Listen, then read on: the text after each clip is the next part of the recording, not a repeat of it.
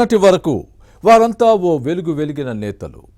Assembly ఎన్నికల తర్వాత కొందరు అజ్ఞాతంలోకి వెళ్లిపోయారు. పార్లమెంట్ ఎలక్షన్స్ ఫలితాల అనంతరం మరికొందరు టూర్ల పేరుతో కేడర్కు అందుబాటులో లేకుండా పోయారనే విమర్శలు ఉన్నాయి. ప్రస్తుతం ఆ పార్టీకి నియోజకవర్గాలలో ప్రాతినిధ్యం వహించే నేతలు కూడా లేకుండా పోయారు.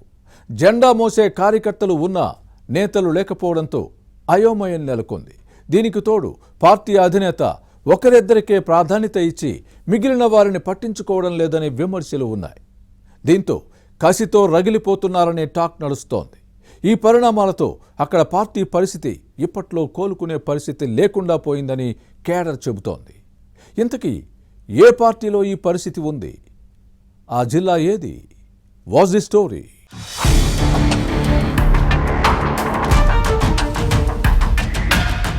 గతేడాది జరిగిన అసెంబ్లీ, ఇటీవల పూర్తయిన పార్లమెంటు ఎన్నికల్లో ఘోర పరాజయం తర్వాత ఉమ్మడి వరంగల్ జిల్లాలో బీఆర్ఎస్ లీడర్లు ఎక్కడా కనిపించడం లేదు. అందరూ అజ్ఞాతంలోకి వెళ్లిపోయారు.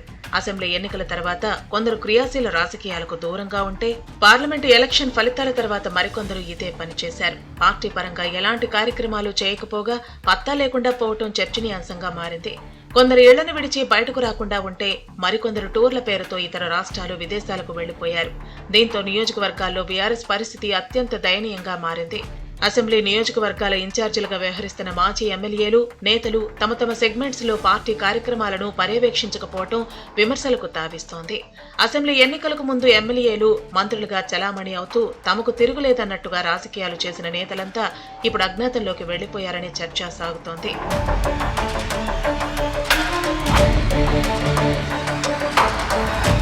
వాస్తవానికి అసెంబ్లీ ఎన్నికల ముందు వరకు పరిస్థితి వేరేలా ఉండేది. బీఆర్ఎస్ ప్రభుత్వం అధికారంలో ఉన్నప్పుడు ఉమ్మడి వరంగల్ జిల్లాలోని 12 అసెంబ్లీ నియోజకవర్గాల్లో 11 చోట్ల కారు పార్టీ ఎమ్మెల్యేలు ప్రాతినిధ్యం వహించారు. ములుగు మినహా అన్ని సెగ్మెంట్స్ వారిదే ఆధిపత్యం. జిల్లా మంత్రులుగా ఎర్రబెల్లి దయాకర్ రావు, సత్యవతి రాథోడ్ వ్యవహరించారు. వీరికి తోడు పలువురు ఎమ్మెల్సీలుగా ఉన్నారు. 2023 అసెంబ్లీ ఎన్నికల తర్వాత ఉమ్మడి వరంగల్ జిల్లా రాజకీయ పరిణామాలు తలకిందులయ్యాయి. 10 స్థానాల్లో కాంగ్రెస్ విజయం సాధించింది. స్టేషన్ ఖాన్పూర్, జనగామలో మాత్రం బీఆర్ఎస్ గెలిచింది. ఆ తర్వాత స్టేషన్ ఖాన్పూర్ ఎమ్మెల్యే కడియం శ్రీహరి కూడా కాంగ్రెస్ లో చేరిపోయారు. దీంతో హస్తం పార్టీ శాసనసభ్యుల సంఖ్య 11కు పెరిగింది.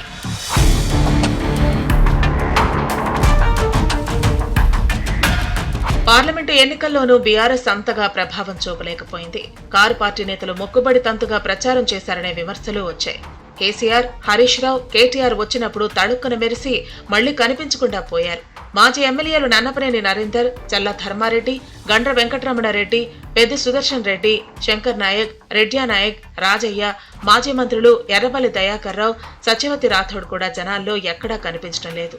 వరంగల్ పశ్చిమ మాజీ ఎమ్మెల్యే దాస్యం వినయ్ భాస్కర్ అప్పుడప్పుడు కొన్ని కార్యక్రమాలు చేస్తూ జనంలో ఉంటున్నారు. ఇక వర్ధన్నపేట నియోజకవర్గంలో బీఆర్ఎస్ ఉనికి కూడా లేకుండా పోయిందని అంటున్నారు.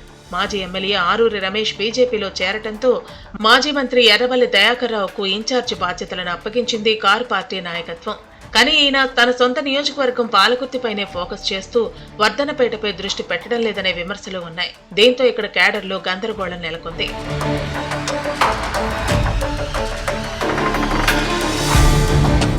మరోవైపు పట్టభద్రుల ఎమ్మెల్సీ ఉప ఎన్నిక ఉమ్మడి వరంగల్ జిల్లా బీఆర్ఎస్ లో మరింత చిచ్చురేపింది. పలువురు నేతలు టికెట్ ఆశించారు. మాజీ మంత్రి ఎర్రబల్లి దయాకర్ రావు, మాజీ ఎమ్మెల్యే దాస్యం వినయ్ భాస్కర్, మాజీ ఎమ్మెల్సీ పోచంపల్లి శ్రీనివాసరెడ్డి వేర్వేరు అభ్యర్థుల పేర్లను ప్రతిపాదించారు.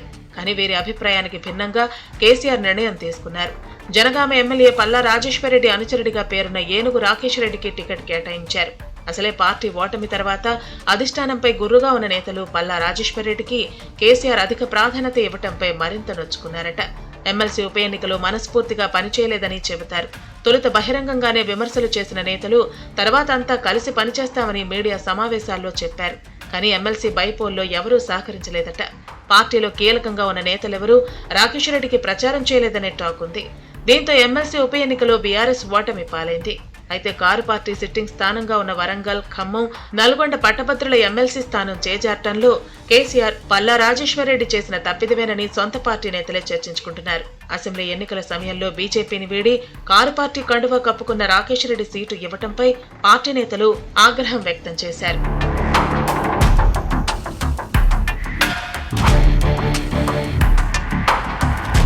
అసెంబ్లీ ఎన్నికల్లో ఓటమి తర్వాత ఉమ్మడి వరంగల్ జిల్లాలో ఏ బీఆర్ఎస్ నేత ఒక్క మీటింగ్ కూడా నిర్వహించలేదు. కనీసం పరాజయానికి కారణాలపైన పోస్టు మార్టం చేయలేదు. ఒకటి అరా చిన్న చిన్న నిరసనలు మినహా ఎలాంటి కార్యక్రమాలు లేవు. ఇక పార్లమెంటు ఎన్నికల తర్వాత పరిస్థితి పూర్తిగా మారిపోయింది. కనీసం సొంత కార్యకర్తల కుటుంబీకులు చనిపోయినా నేతలు పరామర్శించకపోవటం విమర్శలకు తావిస్తోంది. దీనికి తోడు ఇక బీఆర్ఎస్ లో ఉంటే మనుగడ కష్టమేనని నేతలు భావిస్తున్నారట. తమ భవిష్యత్తుకు బాటలు వేసుకునేందుకు మార్గాలు అన్వేషిస్తున్నారని సమాచారం. మొత్తం మీద ఉమ్మడి వరంగల్ జిల్లాలో కారు పార్టీ మనుగడ కష్టంగా మారింది. ఈ సంక్షోభం నుంచి బీఆర్ఎస్ ఎలా బయటపడుతుందో చూడాలి మరి.